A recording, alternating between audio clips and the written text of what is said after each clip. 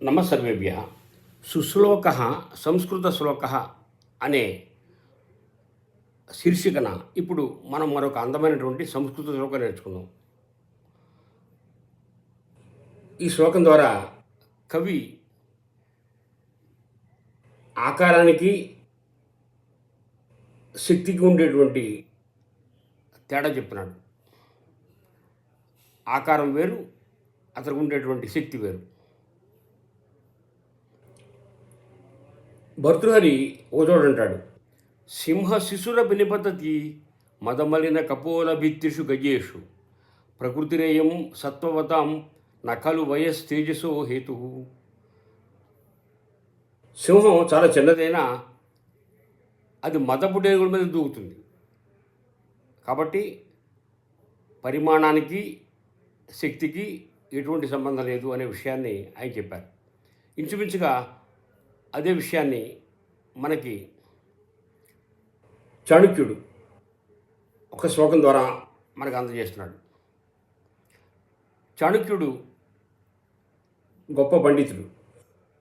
ఇతను చంద్రగుప్తుని యొక్క ముఖ్యమంత్రి, గొప్ప దేశభక్తుడు, అర్థశాస్త్ర పితామహుడు. నలంద విశ్వవిద్యాలయంలో అర్థశాస్త్రాన్ని బోధించినటువంటి ఆచార్యుడు.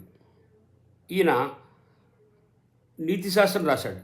ఆ నీతిశాస్త్రంలో ఉండేటువంటి ఒక శ్లోకాన్ని మనం ఇప్పుడు తెలుసుకుందాం. ముందుగా శ్లోకం.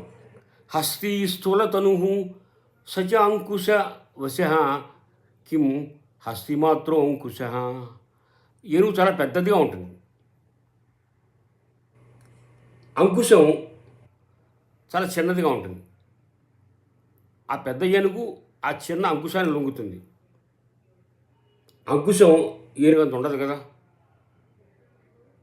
అంకుశం ఏనుగంత లేకపోయినప్పటికీ ఆ ఏనుగుని లొంగదీసేటువంటి శక్తి కలది. దీపే ప్రజ్వలితే ప్రణశ్యతి తమః కిం దీపమాత్రం తమః. దీపం వెలగ్గానే ఆ చీకటంతా తొలగిపోతుంది.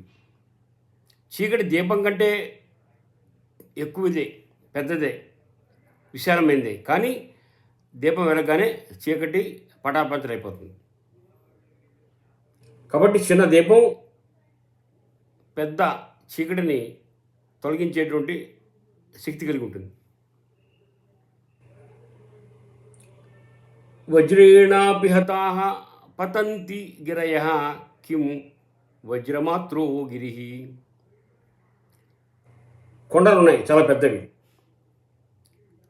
అవి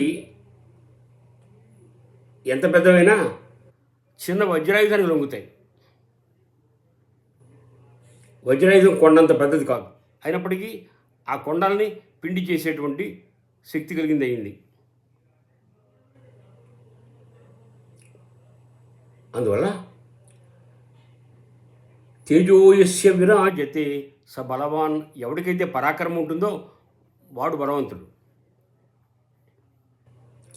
స్థూలేషు క ప్రత్యయ. కేవలం శరీరం వల్ల ఎటువంటి ఉపయోగం లేదు. కాబట్టి పెద్ద శరీరం కలిగిన వాడైనప్పటికీ పరాక్రమం లేకపోతే అతను యొక్క శరీరం నిరుపయోగం. శరీరం సన్నగా ఉన్న పరాక్రమం గలవాడు దీనిని సాధించగలడు. కాబట్టి ఆకారం కన్నా పరాక్రమానికి ఎక్కువ ప్రాధాన్యం ఉంది అనే విషయాన్ని కవి ఈ శ్లోకం ద్వారా తెలియజేస్తున్నాడు.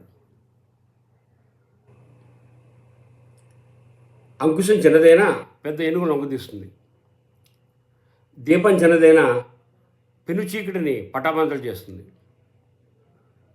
వజ్రం చాలా చిన్నదైనా పెద్ద పెద్ద కొండల్ని పిండి చేస్తుంది. కాబట్టి ఏ వ్యక్తికైనా ఆకారం ముఖ్యం కాదు, పరాక్రమమే ముఖ్యము అనే విషయాన్ని కవి ఈ శ్లోకం ద్వారా మనకు తెలియజేశాడు. ఈ శ్లోకం మరోసారి చూద్దాం.